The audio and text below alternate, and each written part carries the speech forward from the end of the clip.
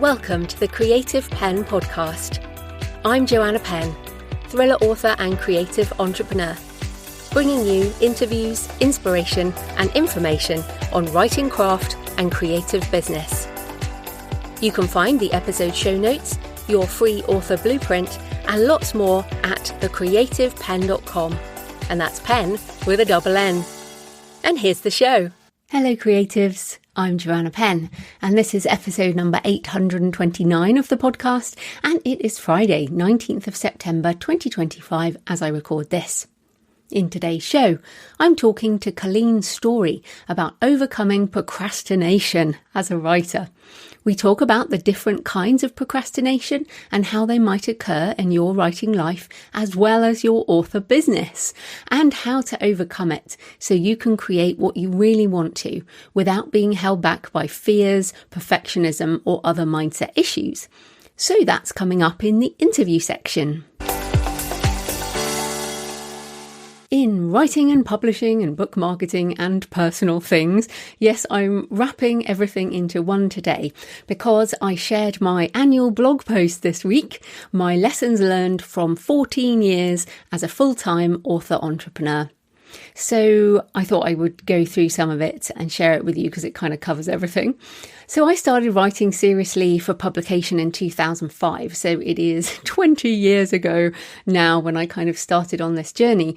But I actually left my job in 2011. So we're now at 14 years since I stopped implementing accounts payable systems into corporates. And what is so crazy is I did that for 13 years. So I have now been a full-time author entrepreneur for longer than I did my previous day job. And that does feel quite kind of, just really interesting. Now, this has not been the same thing at all. And obviously I've talked about multiple streams of income over the years. So it's never been exactly the same repeated process as my previous job was. So I used to go into a company, implement a system, we would go live, and then I'd go into the next company, do the same thing. So this is a very different kind of life, obviously. Now, the entire article is on the blog at thecreativepenn.com, and you can also look at all the other posts from all the years at thecreativepenn.com/timeline. And there, all the links go back for many years indeed. And there are different lessons learned every year, some of which are specific to me, some of which might be helpful for you too. So I'll go through a few of them. The first one, self-publishing continues to change and there are more choices than ever. So I didn't expect to do this year, but I updated Successful Self-Publishing, now in its 4th edition. And it was extraordinary to realise how much had changed over the last couple of years since the 3rd edition. There are more choices than ever in terms of how you get your book into the world and how you reach readers. And that can be daunting, but it can also be a liberating choose your own publishing adventure experience. You can still start with an ebook on Amazon and put it into KU, or go wide with ebook and print and audio on all book retailers, or produce an audiobook and a hardback and sell in the usual way on all the usual stores. But you can also do so much more now. Direct sales have definitely become a more important part of the indie author business model. And personally, at this point, I make far more money away from Amazon than from the platform that has been the dominant source of revenue for indie authors for so long. So indie authors have always been a hidden part of the publishing industry, and our sales and revenue barely acknowledged by media and industry reports. But it is even more so now. You cannot possibly measure the indie author businesses that are going on right now because they're not on the places that get measured. Kickstarter and other crowdfunding platforms, Shopify and other direct sales stores, subscription sites like Patreon or Substack, and many others, they're just not counted in bestseller lists or industry reports. But as ever, indie authors just keep on creating, enjoying our freedom, and focusing on our readers and fans rather than industry commentators. I personally have 2 Shopify stores and have done multiple Kickstarters, the latest of which just finished. But some indies are pushing the boundaries of all of this. My friend Sasha Black, who writes as Ruby Rowe, as well as Adam Beswick, both killing it with Kickstarter and Shopify and shipping from their own warehouses, powered by TikTok and Instagram rather than paid ads. Also, David Viergoots, who's been on this show and started selling horror stories by physical letter in the post, is now expanding into his own epistolary empire with lots more physical letter stories coming. So there are many indie authors doing exciting and new things with their writing, publishing and marketing. There is no single business model, so don't let anyone tell you that there is one way to do this anymore. There is not. There are so many. You get to choose your own path or invent a new one. And this is the opportunity and the challenge at the heart of being an indie author. Number 2, some creative projects are books of the heart rather than commercial prospects, and that's okay. So my short story collection, The Buried and the Drowned, is a really personal project. It means a great deal to me, and there is something tangibly important about having my short stories in print after more than a decade of digital-only publication. The book represents a mind shift, a moment when I started writing in a form I didn't even know I wanted to write, but I've grown into writing short stories and look forward to creating them. The stories also contain more fragments of my life than my longer fictional works, and more glimpses into my backstory through my author's notes, which are included throughout. Now, short stories can make money for sure, but like poetry, they're written more from a creative drive than a commercial one, and perhaps that makes them even more precious. And The Buried and the Drowned Kickstarter has now finished, but it will be out as a full collection on jfpennbooks.com from 1st of November and at the usual stores by 1st of December 2025. So if you're coming to this later, jfpenn.com/buried will redirect. Number 3, not everything works out as planned, but that's okay too, as indie authors have options. So last year, in October 2024, I did a Kickstarter for the gorgeous hardback edition of my folk horror novel, Blood Vintage. But then, rather than self-publishing it in all formats, the book went out with my agent to major publishers in the US and UK. And I say major publishers because I didn't want a small press deal, as I can do what they do myself. So the pitches only went to significant imprints. There were many months of waiting. There were some lovely rejections, but mostly silence. The traditional publishing process is incredibly slow, and that in itself was a reminder that it might not be a good fit for me, at least for this book. After 9 months, I said we needed to set a time limit, and then I would take it back. And we have now reached that point. It's basically a year since I first said to my agent, let's take it out. So Blood Vintage is out now. If you wanted to read it, you can now. It is available in ebook and print and audiobook. So you can just go to jfpenn.com/bloodvintage. It is on my store at the moment, and it's on pre-order everywhere else for 15th of October 2025. So yeah, but you can get it from my store now. I'm actually thrilled to have it back. The book, it has some very personal elements. It's set here in my home county of Somerset in England, and it is an English folk horror novel set at a biodynamic vineyard. Definitely, it's suspense horror, supernatural horror, not violent gore horror. I don't write that. Nothing wrong with it, obviously, but not the kind of horror I write. I write slow burn supernatural stuff. So yeah, Blood Vintage is now available. And so that wasn't the plan, but I'm happy to pivot. Will I try the traditional publishing approach again? Good question. Yes, at some point, but probably for a more mainstream kind of thriller. On reflection, Death Valley might have been a better option. Or a different kind of book altogether. Let's face it, this is very, very niche. But there you go. That's the kind of thing I love to write. So yeah, Blood Vintage available on my store, jfpenn.com/bloodvintage. 4. Some books take longer than others. So I have learned this lesson before. As my pilgrimage memoir took 3 years, my shadow book took almost 2 decades to emerge as Writing the Shadow. But it is sometimes hard to figure out which books need more time. And it turns out I'm working on another one of those. So over the last 18 months, Jonathan, my husband, has been working on an MBA as well as his day job. So we haven't travelled as much as usual internationally. And I've taken the opportunity to work on my Gothic Cathedral book, which many of you have heard about, visiting lots of cities in the UK, researching and taking photos and thinking about how this book might come together. So originally it was going to be a purely photo book, which I then abandoned as I discovered the pain of getting photo permissions. But then ChatGPT became my useful sidekick. And with deep research, I was able to get a full list of all the contacts at all the cathedrals, as well as a draft letter and a process for doing that. So I then picked it up again. But during my travels this spring and summer, the book has deepened and shifted, and I have a lot more thoughts. Thoughts on memento mori, remember you will die. I've become pretty obsessed with stone.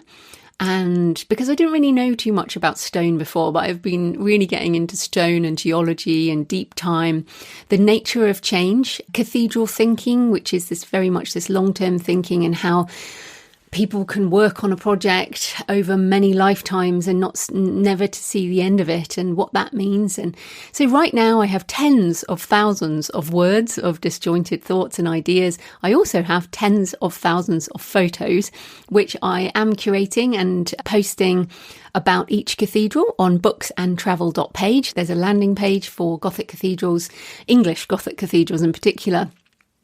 But I will get to the international ones. This has been an interesting process. I really thought I would have a draft this summer. And in fact, I told Kristen, my editor, that I would have a draft to her by the end of the summer. But a few weeks ago, I told her it wasn't happening. And I don't think she was that surprised.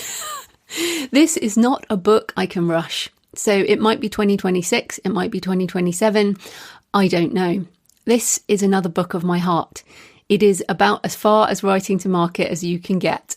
It's taken a lot of time in the last few years, and it will take a lot more time. But I trust the creative process, and I've been in this situation before, and I will be so again. The chaos is part of the fun of discovery writing, so I won't rush it. I'm not going to try to force the book into some kind of shape. I think this is part of the beauty of the kind of Kickstarter model, the independent model, is that I know when I have something, a book, eventually I can use Kickstarter to launch it. And it doesn't matter if it doesn't fit into a niche on Amazon or whatever. It is what it is, or it is what it will be. So yes, if you want to see the photos and articles on the Gothic cathedrals, just go to booksandtravel.page. You can find the various write-ups. And this is a necessary part of any kind of travel-based research, is actually visiting places, thinking, the sort of incubation period. And I hope you enjoy visiting virtually. And number 5, sometimes you need to push into a new trajectory. So I turned 50 in last March 2025, and so inevitably thoughts of the next decade have flashed into my mind. And you know that, I guess a couple of years ago now, I started a slow pivot, which I've been sort of moving into, and I've had a need for change for a while. As I said, it's been almost 20 years since I started writing seriously. So 20 years of focus. Also, I've been doing this podcast pretty hardcore weekly for a while. I've put out a lot of books over many years, and it is time. I think this Gothic Cathedral project as well, my work is deepening, and it might be partly a response to what's happening with AI, people going faster, which has never interested me. I'm kind of going the other way, using these tools to go deeper, think about and write about what matters to humans. And one very human thing, and I've told many of you, I've mentioned it to my patrons, but I'm starting, as this goes out, in fact, I have now started my master's in death, religion and culture at the University of Winchester. And if you haven't heard that before, yes, masters in death, religion and culture. Now, my first degree is in theology, so this is not so far from my interests, and I have another degree in psychology, so this builds on those. It is a full-time online course, so I will be back to having a day job equivalent in terms of the time I need to focus on something else other than being an author and creative entrepreneur. So next year, I'll have to write something like lessons learned from 15 years of not full-time writing. But I'm doing this because I need more input and I need variation. I need some push, basically. And I want to dig deeper into the big questions that keep coming up in my fiction and my memoir, I guess, the mortality, meaning, the sacred. And I've said before, I'm not a Christian. I was when I was younger. I'm not a Christian, but I am someone with elements of faith and spirituality, and it's part of how I live, I guess.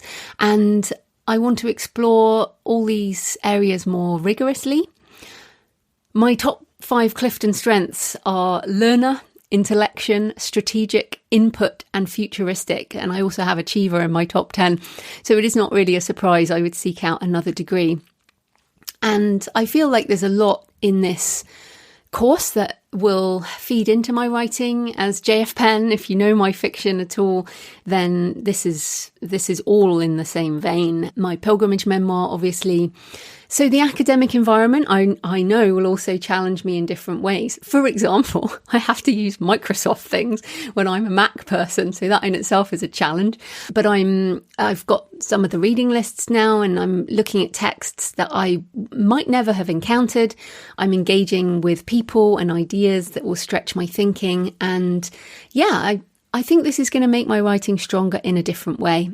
As authors, we're always researching, but formal study is a different kind of discipline. And whatever happens, I know this will generate a whole load of new ideas. And in fact, I am already getting them. And I'm having to restructure my process of idea logging and just a whole load of things that I'm doing to make allowances for doing this degree.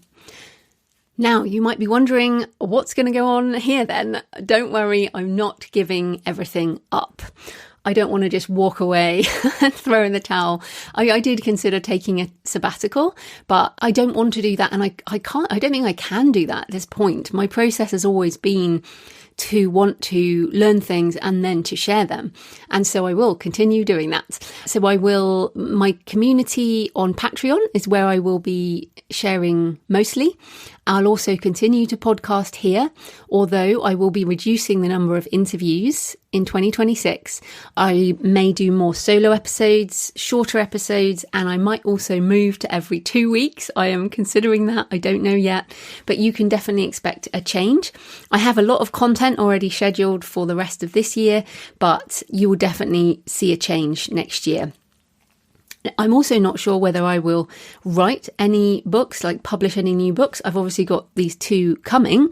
Blood Vintage, obviously already written, now being published, and The Buried and the Drowned, also being published over the next few months. So the beauty of the backlist is that I can continue to market and still make income. So I'll probably also be talking about book marketing and things like that. I also have multiple streams of income, thank you to my patrons and podcast sponsors, and also my AI-assisted artisan author webinars. And as this goes out, I will have already done the final one for 2025, but I will do some more in early 2026. So as I come to the end here, it's also a sort of push for you, perhaps.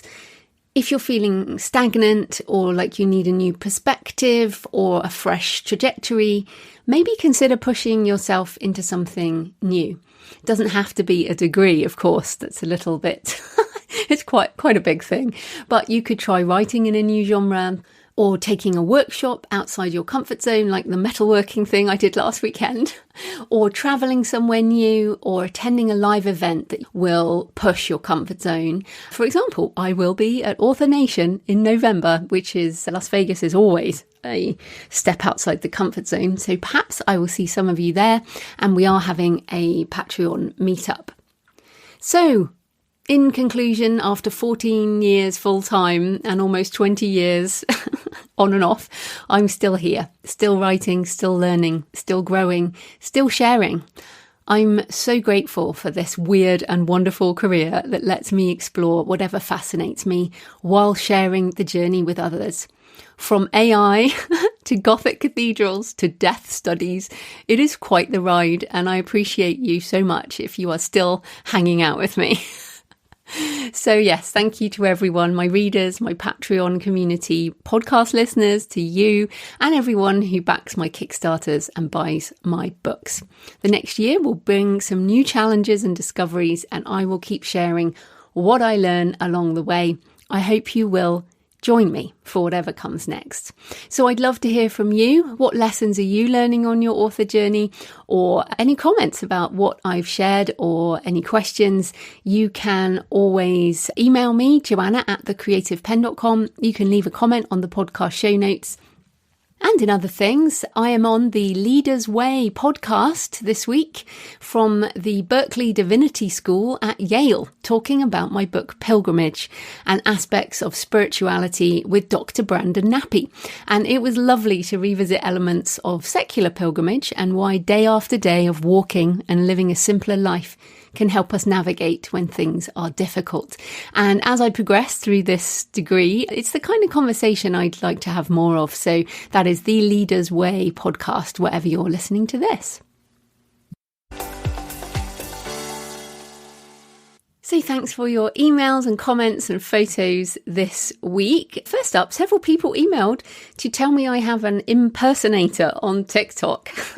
So I went to check, and actually there were 3 fake accounts using my photos, my books, my cats, even Gothic cathedral photos. So they're actually pretty good fakes. I have reported the accounts, and I was like, why are they doing this? I mean, some of their videos had quite a lot of views on and everything, but I think what it means is they can then DM people and message people with spam. So please, it is definitely not me on TikTok, that's for sure.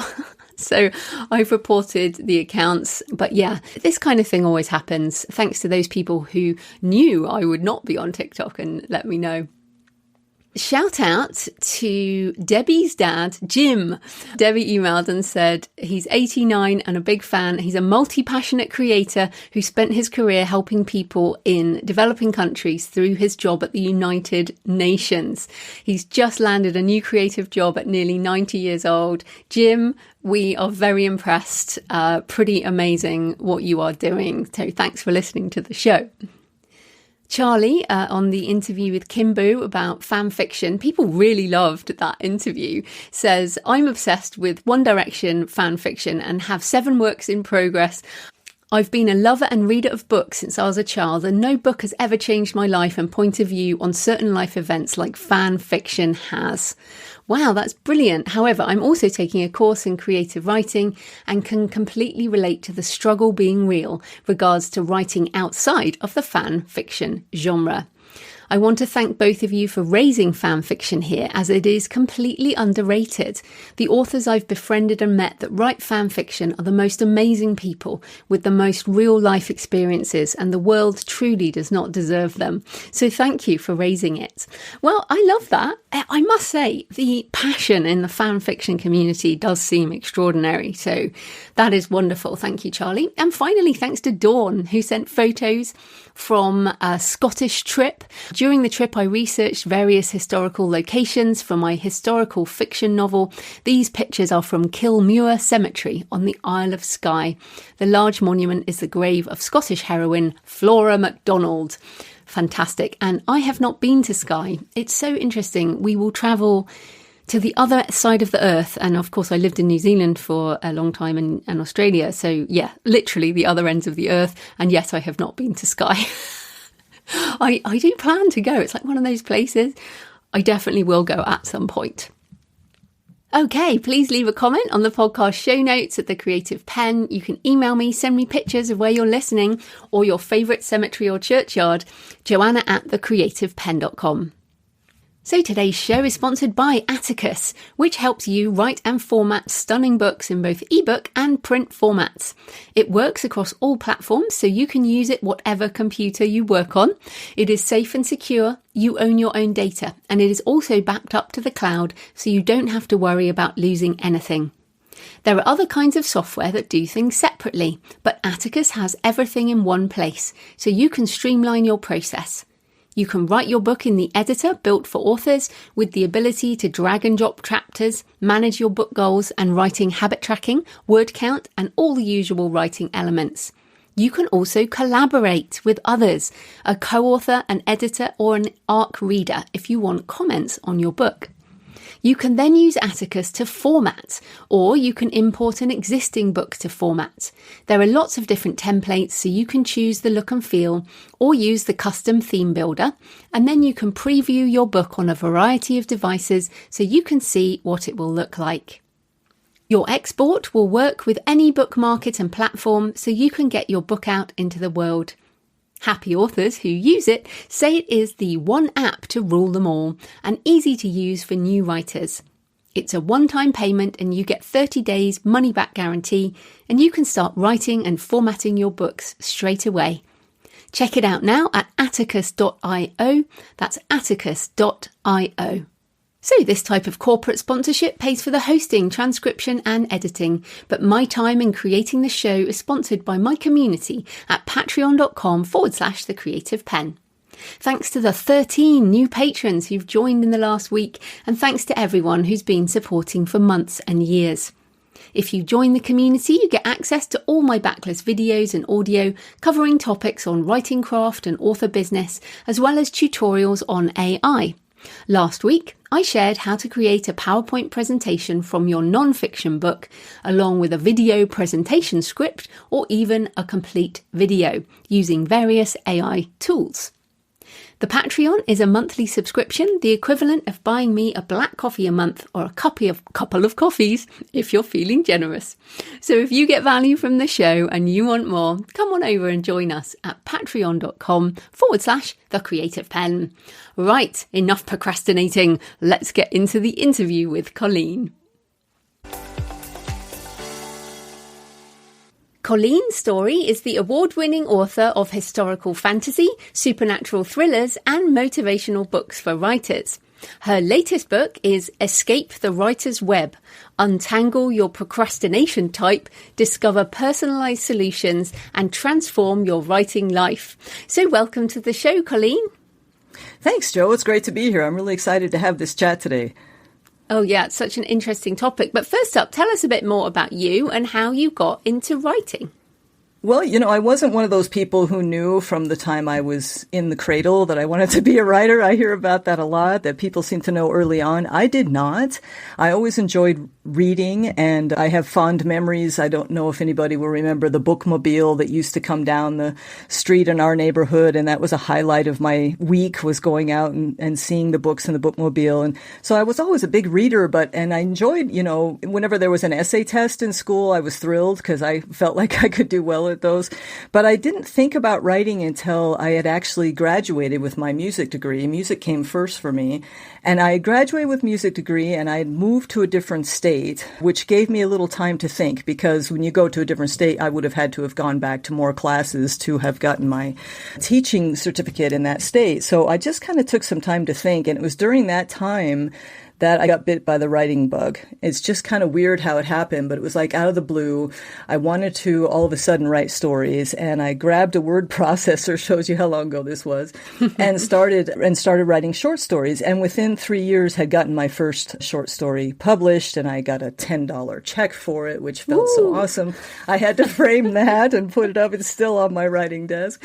So that kind of changed the whole trajectory of my career, because I continue to teach music privately, and I still play in the local symphonies and pit orchestras. But as far as my job went, writing just was the thing. So after I got that publication, It was soon after that a copywriting job opened in my town, and I got it, and that kind of sent me on this new career. So I started out as a corporate copywriter and was promoted to managing editor before I left there. I was there for about 3 years, but my dream at that point was to write a novel and have it traditionally published. And I knew that as long as I worked for the corporation, I wouldn't have the time to devote to that I needed to really learn the craft of writing a novel. So I went ahead and went freelance, and so that I could control my schedule a bit more. And so I worked on the side for about 6 months and then turned in my notice, and I've been a freelance writer full time ever since then. So that got me into the business side of writing. And then on the side, I was working on novels for many, many years and got my first novel published in 2015. And as of this year, I've now published 10 books, both fiction and nonfiction. So that's kind of how it happens for me. I almost fell into it accidentally, but I'm really glad I did. Oh, it's interesting. And so are they all traditionally published, or are you hybrid now? I am hybrid, yes. My novels were all traditionally published until my very latest series, the historical fantasy series. So my first 3 were traditionally published. But when I started writing for writers, that kind of happened accidentally too. I had never intended to be a nonfiction writer. But when my second novel came out, the publisher, this was back in at 17, it was released, was wanting you to build more of an online author platform. And the one that I had started, the blog I'd started, was not doing very well. So I wanted to try something else. And I ended up combining my day job expertise, which was really as a health and wellness writer, with my passion for creativity. And I created what was then called Writing and Wellness. I've since morphed that into Master Writer Mindset. But Writing and Wellness kind of took off and was doing very well. And I started getting invitations to go speak at conferences and workshops and things. And during that time, I was really discussing issues with writers and realizing that they needed some help in different areas of productivity. Time management at that time was what I was looking into. And I decided I wanted to go ahead and write a book on that, but I didn't want to submit it to a publisher because I knew I would have to create a marketing plan and everything for it. And then I would have to allow them to change it however they felt that they should. And I kind of knew what writers were looking for at that point. I wanted more control over that book so they could really deliver what my writers and my subscribers were telling me they needed. So that's when I dove into self-publishing, was with my writing books, and I've done those that way ever since. Interesting. So then this book, which is about procrastination specifically, I mean, to me, it's like, wow, a whole book on procrastination. You were not procrastinating when you decided on this one. But I said to you before we started recording that I personally don't understand procrastination because I just don't suffer from it myself. But right. I know that lots of other writers do. So when you sent this to me, I was like, oh, yes, this is something that writers really do need. So that was interesting. But you don't sound much like a procrastinator. So why did you decide to pick this topic? It was interesting. And I never would have thought of myself as a procrastinator, but I typically do surveys of my subscribers. And it seems like over the years, I mean, I started the Writing and Wellness, I think it was around 2015. So it's been about 10 years.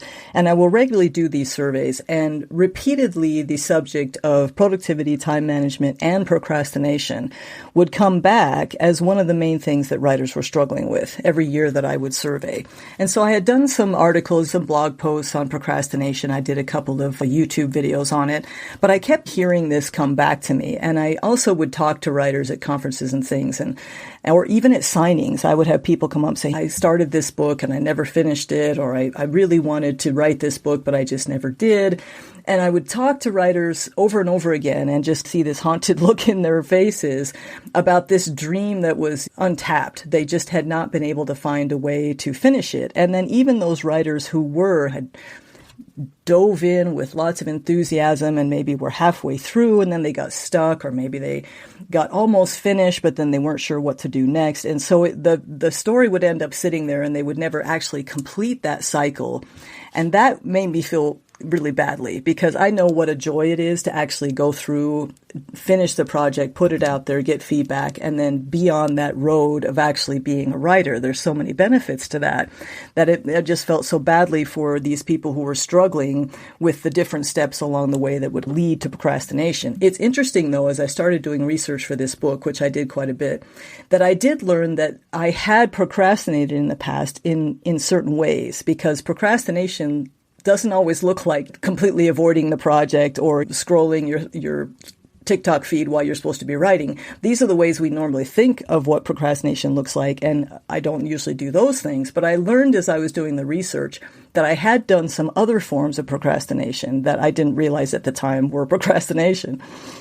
So, so what were they? Now I'm writing down a list. So what else? What are the other ways we can recognize it?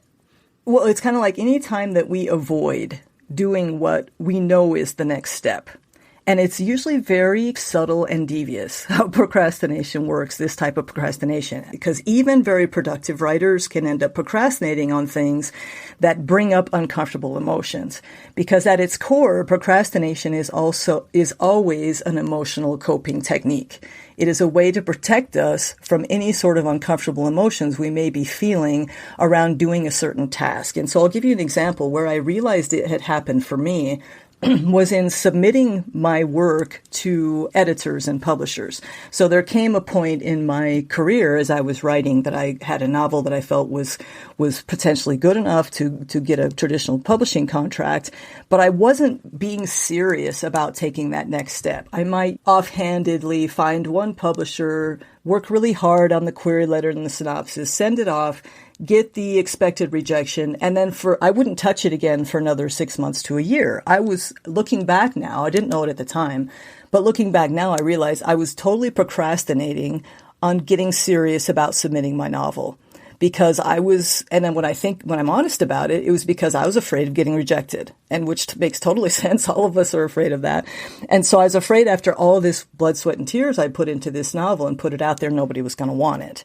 So my procrastination was protecting me from the reality of potentially being rejected or having this story never be picked up by a traditional publisher. And it wasn't until I finally got ticked off at myself for not getting serious about this that I started really making it part of my schedule. So I would make it part of my weekly writing schedule to research publishers, to find their submission guidelines, to create query letters that would go with what they were looking for, to really dig deeper into finding publishers that would fit for my project.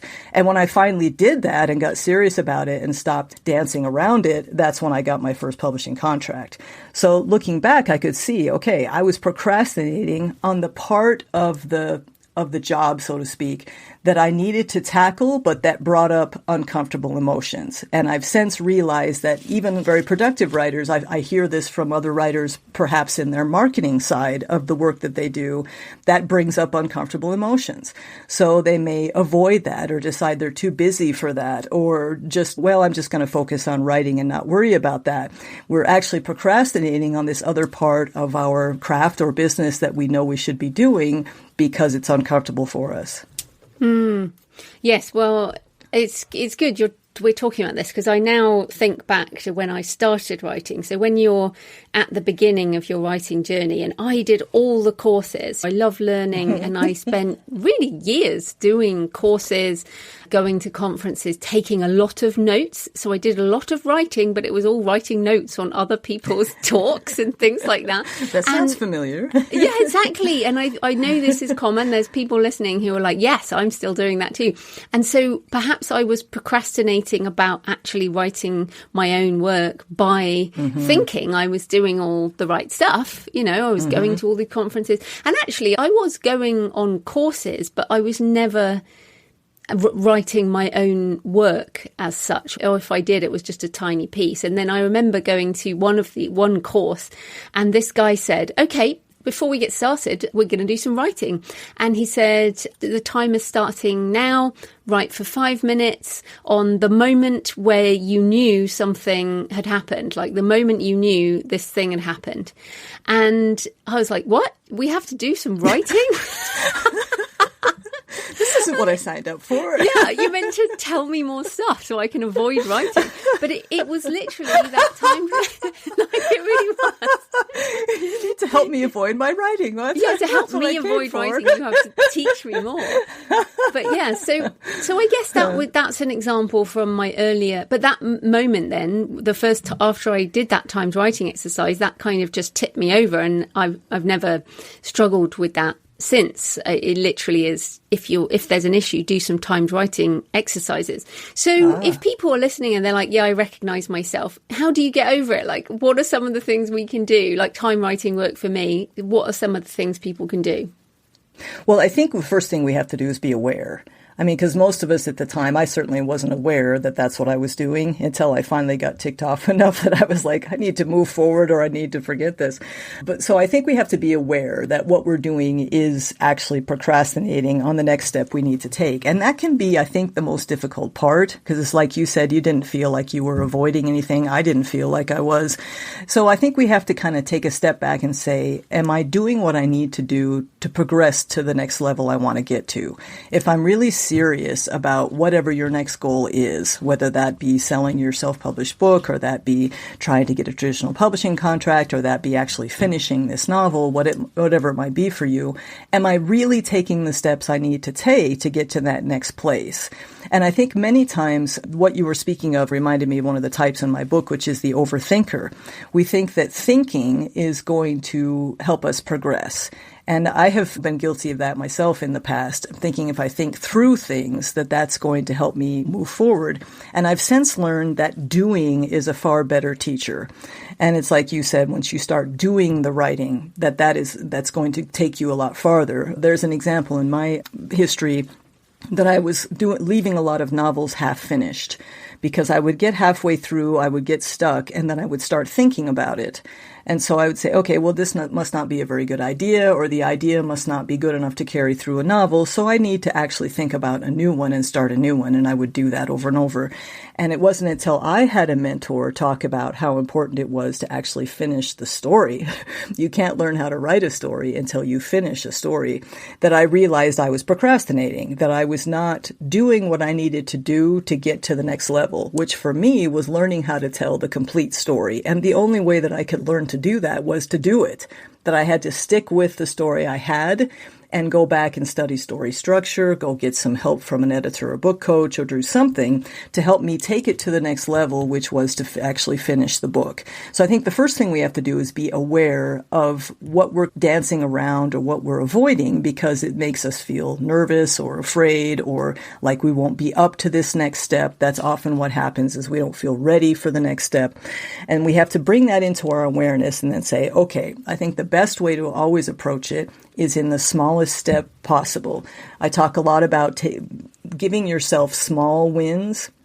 So what you said about some timed writing, he asked you to write for 5 minutes. That's one of my favorites, is the 5-minute rule, to sit down and do something for 5 minutes. And that can apply to most anything. And for a lot of writers that are struggling with, how can I start building my platform, or how can I start marketing this book?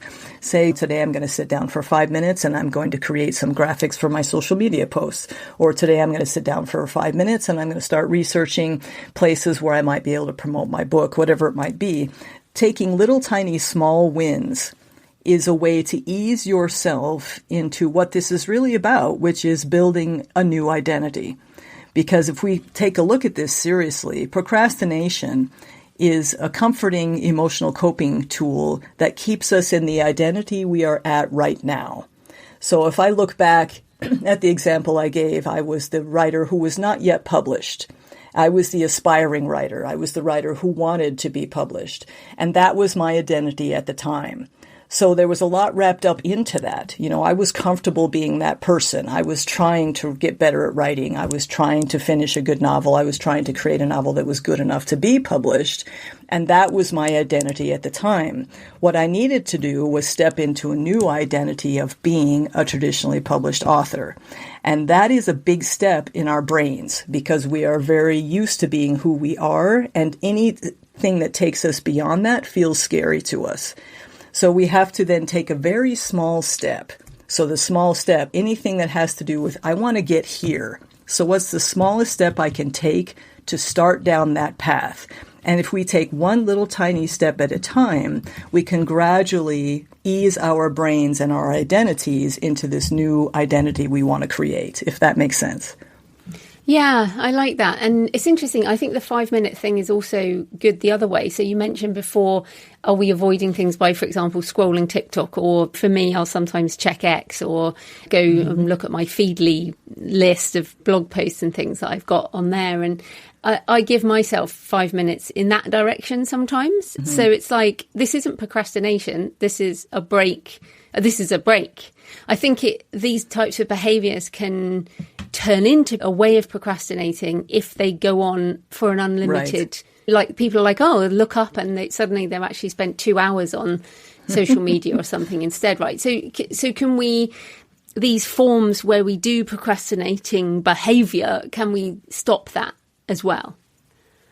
Well, what you said sounds, actually that is something that I recommend to people who have a type of brain that seeks out that novelty, that seeks out that occasional distraction. That's another type of brain I talk about in the book. There is actually a distracted type of procrastination. And I've actually discussed this with several different writers who do struggle with this. And they have found success doing that very thing, giving themselves a limited amount of time. Okay, so I'm going to do whatever distracted behavior I enjoy, those various things you mentioned, whatever it might be. But I'm going to do it for a set amount of time. Some people will also trade time. So they'll say 10 minutes of distraction for 20 minutes of writing. Ooh, so you might nice. have a half an hour blocked out for writing, and 20 minutes of that time will be writing, and 10 minutes will be your chosen form of distraction, whatever that may be. One of the things I talk about in the book a lot, and in my videos too, is this importance of self-understanding. The being able to understand the kind of creative brains that we have, because I've learned over the research of this book and just over my experience working with different writers that we are all so very different. We all often talk about what we have in common as far as being writers go, but we're all very different in how our brains work and how our creative selves operate, and knowing how they operate and what they need to operate at their best can really help us improve our productivity and take that next step into the next identity that we want to reach.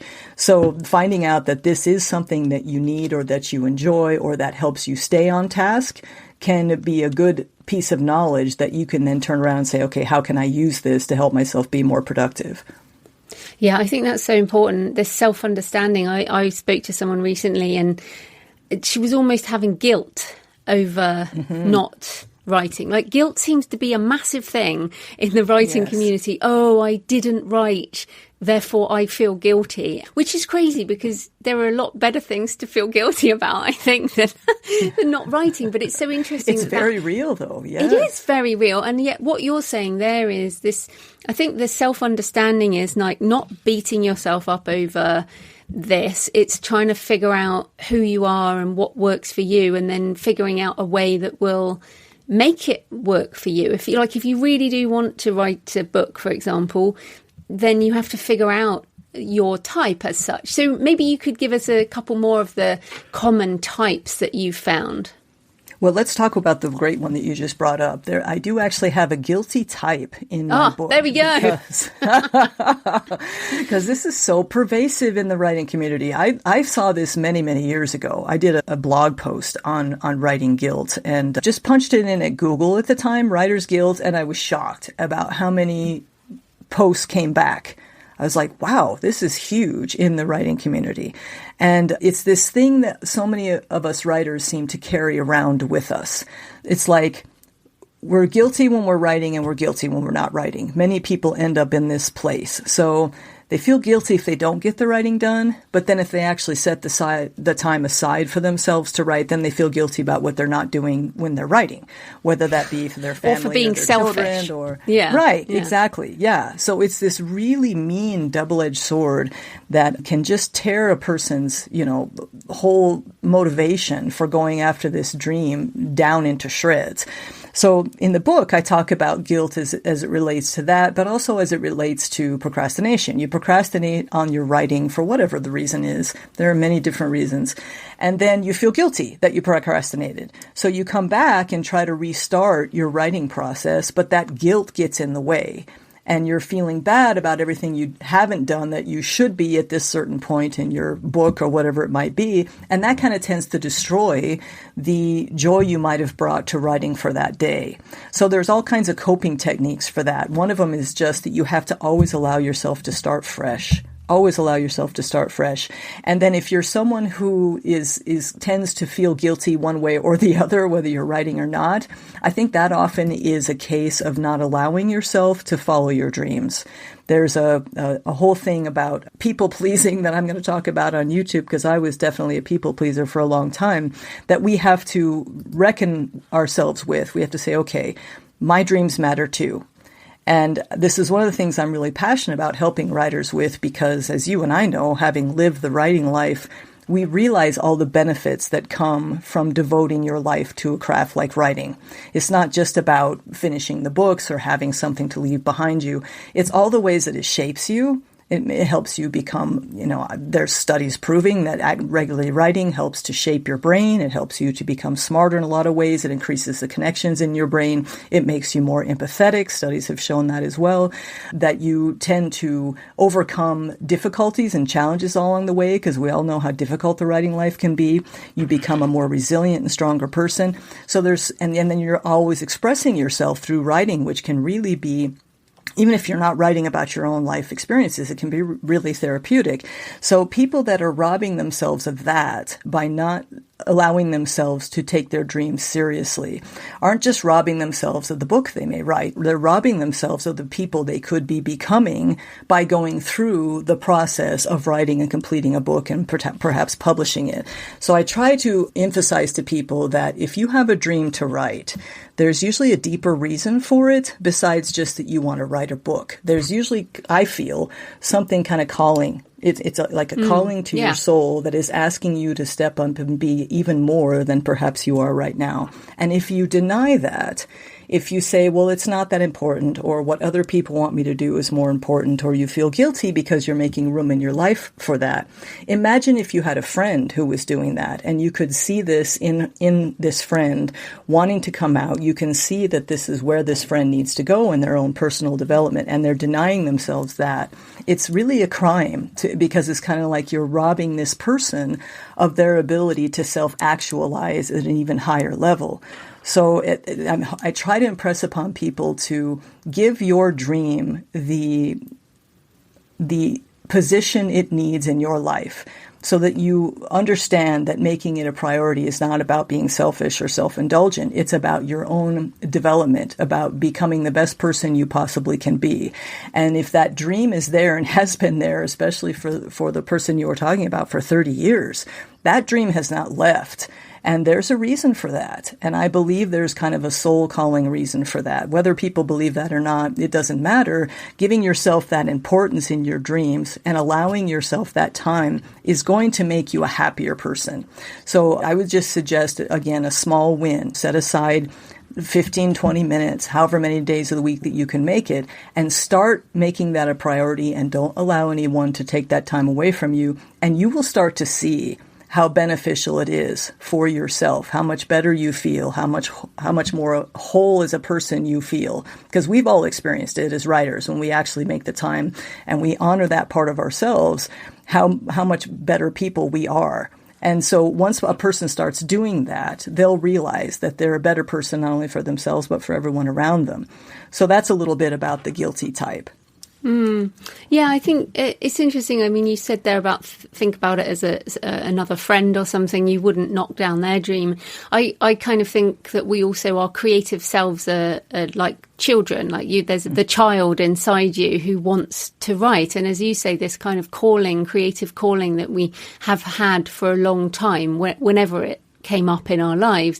And you had it for music at the beginning, and then it came for writing, and for me it probably was always writing. And like, you would never say to like a 6-year-old or an 8-year-old, no, go and do some accounting or something. Like, you encourage, you encourage, nothing wrong with accounting, but I mean, you wouldn't say to a little 6-year-old, no, you can't go write a story, or you can't go play with words or play music or whatever. And we encourage that behaviour in children. And so I think when we squash down that creative self in our own lives, it can almost feel like, yeah, that growth is stunted somehow, or there's this kind of sad child inside that just really wants to play with words or play with music, and so we want to help that and facilitate that, as you say, find that joy.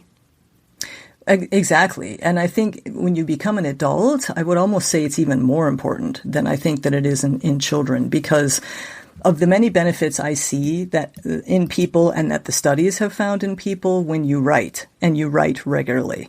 The fact that you become, it's hard to describe when you've gone through a lifetime of writing as you and I have, but it's kind of like imagining myself not having devoted my life to the craft of writing and everything that entails. I mean, you go through the process of just writing a story is a huge thing that happens in your brain when you learn how to do that. And that happens with your empathy. Studies have found that we become more empathetic as we write about different characters, and we have to be in their skin as we write about them. And we go through the process of actually completing this story, and then we publish it, and then we get feedback, and then we go back and do it again. This is all very much a personal development thing that happens. And so we are becoming better versions of ourselves through this whole process.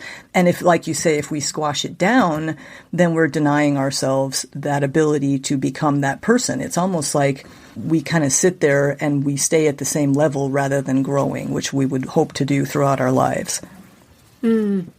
Yeah, absolutely. Okay, so one more type. Do we have one more type that you're like, yeah, that one I definitely want to talk about? Yes. And that would be the perfectionist. I think when I was asking writers to complete the questionnaire that I have in the story and making sure that it was all coming out accurate and everything, a great number of them were coming back as the perfectionist types.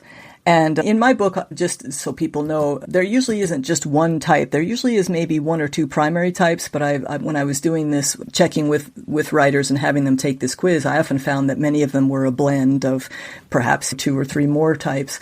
And I talk about the blend and how that operates in your writing life. But many of them had the perfectionist in there. It was either their primary type or perhaps their secondary type. The whole thing about perfecting our work. And I think, and I've always known that I was a perfectionist as well. And so many writers came back with that. And so it's like one of these, again, it's kind of like the guilty type that seems very pervasive among writers as creators. And so I looked into that research a little bit more carefully. And what I discovered surprised me and has helped me with my perfectionism as well is that perfectionism really at its core is a huge fear of failure. So we often think when we're perfectionists, we're like, well, I just want this project to be as good as it can be. And there is a lot of that in there. I mean, often perfectionists do put out very high quality work. But there's also behind that, if we are so perfectionist that we are endlessly tweaking and here's draft number 75 and we're not taking that next step to share our work, what's really at the core of that is this huge fear of failure. And so in perfectionist writers, I feel like one of the big things they have to help themselves with is to gather the courage to take the risk that they need to take. Because one thing that I've learned over my writing career, the more that I risk failure, the less of a big deal it seems to be.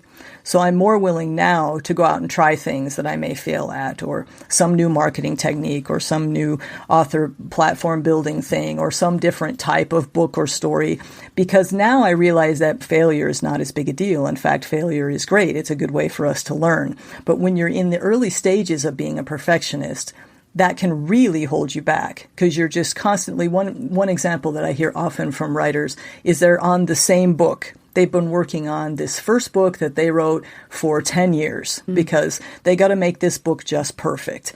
And they have this belief that this one book is going to kind of be their writing career. And I understand that because I did that too. I really focused on that book number one. Book number one was going to be what launched me into my novel writing career, which looking back now to me seems really silly.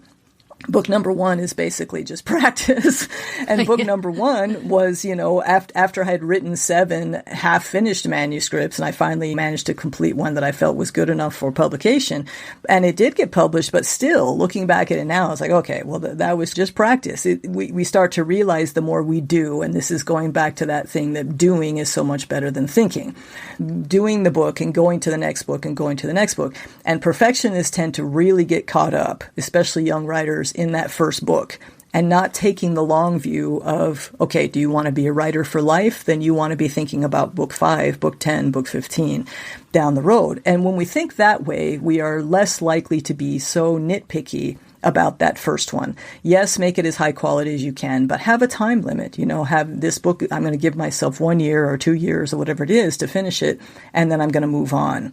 And I'm going to risk failure. I'm going to risk perhaps this not being perfect, or perhaps it not selling millions of copies, or whatever our dreams might be for it, because I know that this is about my experience and getting better and developing my skills as a writer, and I do that by writing the next book. Yeah, I actually get really annoyed at this kind of my book is my baby metaphor, because the problem is if you use, obviously babies are very precious and special and they're with you for a long, long time and all of that. And so you attach the kind of emotional language around a book, whereas I think that's partly relates to what you're saying. People just get obsessed with this one book for years and years and years. But the more you write, and I have a lot of books now too, and it's sort of their employees, actually. Once they're finished and they go out in the world, they're employees. They're That's a great money. way to think of it. I haven't thought of it that way. Yeah, they're assets. They're intellectual property assets, and they earn me money, so therefore they're employees. Now, of course, I didn't think about that at the beginning of my career, but it feels like a much, yes, I do the best job I can on every single book, but I'm not so emotionally attached, right, to them, I think, in the same way. So as you say, it's changing the attitude. And I agree with you. There's so many people who just fixate on one book for a really long time. And also, I think you don't think you have any more ideas. And I remember that. I remember that from the beginning of my career. It was like, well, I'll never have any ideas. But the truth is, once you clear that pipe, that's how I call it, it's like a pipe, and you just need to clear that first blockage out the way. And then that pipe just keeps flowing. The ideas keep flowing, but you need to kind of unblock it with that first book. Oh, so very true. And I was going to say, even if you do remain emotionally connected, which I think many of us do, I'm emotionally connected to my stories. The whole thing of finding the courage and risking getting that book out there is such a good skill to develop, because once you put it out there and you realize, like you say, that the pipe is now open and you're off working on book number 2, suddenly book number 1 is not as important to you. You're now attached to book number 2. And it happens that way with every single one that you go on and do next. Your next book is the one that you're really emotionally invested in. So I think that's the other thing we don't see when we're just starting out, is that this same sort of investment could apply to a different child, so to speak.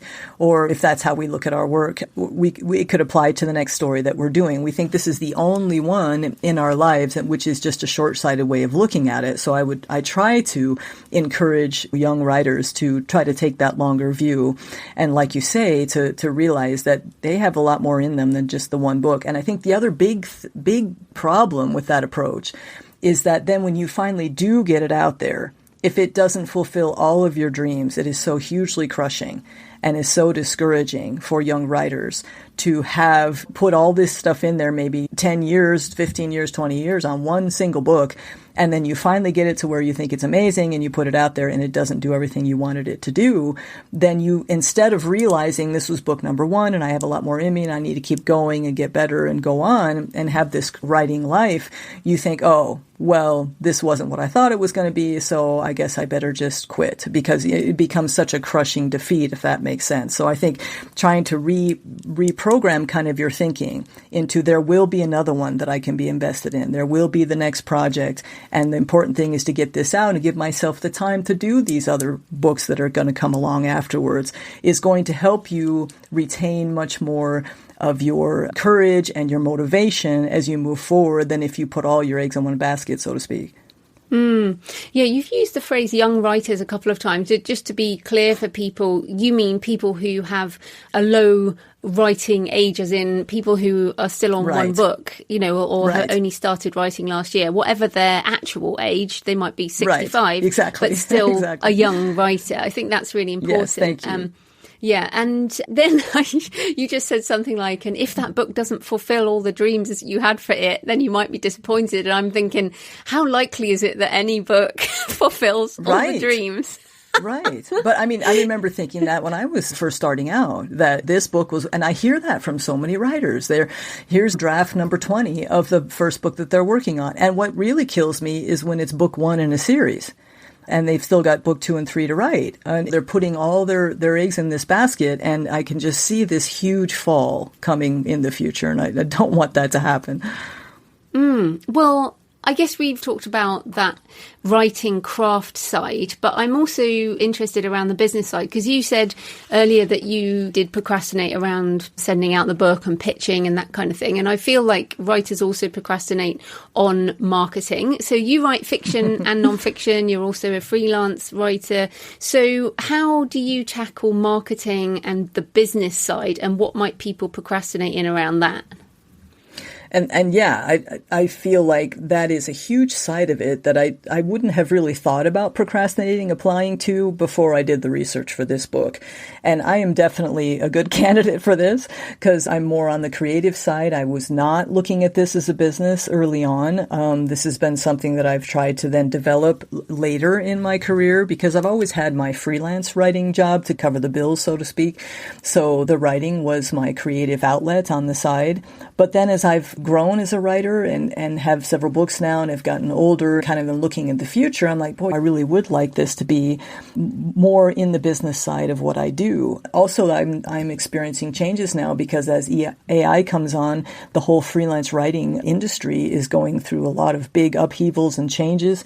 And so as I look at that, I think, okay, well, I need to tackle the business side of this as well. And I've always had that along there as far as I have built author platforms that have grown, and I've got a subscriber list and I'm doing all those things. But I find that the marketing things that work change so often that it becomes like this whole other part of what we do as creatives that we need to learn about and get better at as we go. And so for me, it's become very much a self-education thing. And I'm learning and then I'm doing, and I'm learning and I'm trying something else, and I'm learning and trying something else. And I think the whole thing of being willing to risk failure really comes in huge on the marketing side, because so again, it's like what's going to work for you personally. Maybe you are really good at creating a blog and that becomes your platform. Maybe you are better at doing YouTube videos and that becomes your platform. Maybe you do a podcast like you do and that becomes how you reach people. At the end of the day, marketing is just about trying to introduce our work to more people. So it's like, how do I do that, and what are my natural strengths, and how can I apply those to the marketing side of things? And I think most writers are uncomfortable with this because we never learned how to do this. Many of us are not natural business people or marketing people. That's not something that we've done in our past. We were drawn to the creative side, but the business side seems very foreign to us. And so many writers will come to me at workshops and say, I'm bad at marketing. And I don't think that that's it necessarily. I think we just didn't learn how to do this, and perhaps we're not naturally gifted at it, but that doesn't mean that we can't educate ourselves and put ourselves out there. And so I think for me, the key has been just trying this and trying that. And the more I do that, the more marketing becomes fun, because it's like experimentation and trying different things to get word about my book out there, and then just seeing what works and going back and analyzing the results and then doing more of what does and less of what didn't so much. So for me, I'm definitely not a master marketer by any means. And I'm always listening to the Creative Penn podcast so that I can learn more about all of that. And some others, the Novel Marketing podcast and some of those others that I'm always tuning into. I've kind of made it part of my writing life now. I think that's another key for writers, is just to bring that marketing side in more often in what you're exposing yourself to, and work it into your weekly timeline of what you're tackling so that you have writing time, but you also have marketing time. That's how I'm tackling it at this point. I don't know if that really answered your question, but that's where I'm at. Yeah, well, I mean, even that you said you listen to podcasts and here you are on the podcast, because I feel like people, and I have had this over feeling like I should be doing. I mean, TikTok is the obvious one. We should be doing, short video. And I'm like, I did try, and literally my friend Sasha Black got on the phone with me, tried to help me do it. So I had a TikTok account for about 6 hours. And I just hated it. I hate it. And also, but the main thing is, like you said, I don't consume short form video, not on Instagram, not on YouTube, not on TikTok, not anywhere. I don't really watch video. But I listen to a lot of podcasts. And so whether this has all become one because I've been podcasting so long, but the fact is, of course I can do podcasting, and I listen to podcasts, so I know the medium and it suits me and it's what I enjoy, the longer form discussions. Whereas somebody who loves being on TikTok as a consumer would also be better at it as a creator. Yes. So we have to think about it that way, don't we? You can't do everything. You just have to find what works for you. You're exactly right. And this, again, comes back to that self-knowledge. What do we naturally gravitate toward, and what are we good at, and what do we enjoy? Personally, I enjoy doing YouTube videos. I didn't think I would, but I saw that YouTube was a place where you could connect with people, and I started picking that up. I'd had the channel for a while, but I hadn't done much with it. But last August, actually, I decided to get serious and start posting once a week. And I found that I really enjoy that format. It seems a little similar to blogging to me, which I did well with my blog on my platform. And now it seems like video is kind of becoming even more of an immediate way to reach people, especially in an age of AI. So the long form video, kind of the educational type videos I've taken to. And I think people have to decide what is going to work best. And I think often the only way you can figure that out is to try it. You just have to give it a try. And the good thing is, I think the biggest thing that's helped me is most people don't care. They're not watching you. When I first thinking about getting on video, I'm like, oh my gosh, people are going to see me and this is going to be scary and all that. But you realize after you do it that it's really hard to build an audience. And you have to get serious about it, and you have to have a regular plan for how you're doing it. It has to be in your writing life regularly. So 1 video, 2 videos, 3 videos is pretty much probably going to be ignored. We can assume that. So that kind of takes some of the fear out of it. It's like, go ahead and try it. See what happens. If you have a inclination to do short form video, give it a try. See how it goes. You're not going to get 50 zillion views on your first or second or third video, most likely, but you can determine if you enjoy it. Do you enjoy this type of creative outlet? Do you enjoy blogging? Do you enjoy creating graphics and things on social media? Now, one of my writing friends just loves Instagram and is always creating reels and things for Instagram. Not really my cup of tea. I found out that that's not really where my interests lie. But again, it's just try these different things and see what works for you and what helps you to connect with new readers. Fantastic. Right. So where can people find you and your books online? My writing motivational site is masterwritermindset.com. And then my author site is just my name, colleenmstory.com. And people always ask me, that is my real name. My dad like gave me that with name. Penn. That's right. It's cool how often that happens, actually. Those are my 2 main websites. I am on YouTube at Colleen M. Storyteller. And there is actually a free quiz that people can take that's related to the procrastination book that's on my website right now. That's called masterwritermindset.com/find yours. Brilliant. Well, thanks so much for your time, Colleen. That was great. Thank you, Joe. It was great to be here. So I hope you found the discussion with Colleen interesting, and I think we all have procrastination happening at some point in our writing craft or our author business or just our lives in general. Let me know what you think. Please leave a comment on the podcast show notes at thecreativepenn.com or on the YouTube channel, or email me, joanna@thecreativepenn.com. Send me pictures of where you're listening or your favourite cemetery or churchyard. Next Monday, I'm talking about Amazon advertising with Jeff Affleck. What you need to have in place before you use ads, when ads work best, and much more. In the meantime, happy writing, and I'll see you next time. Thanks for listening today. I hope you found it helpful.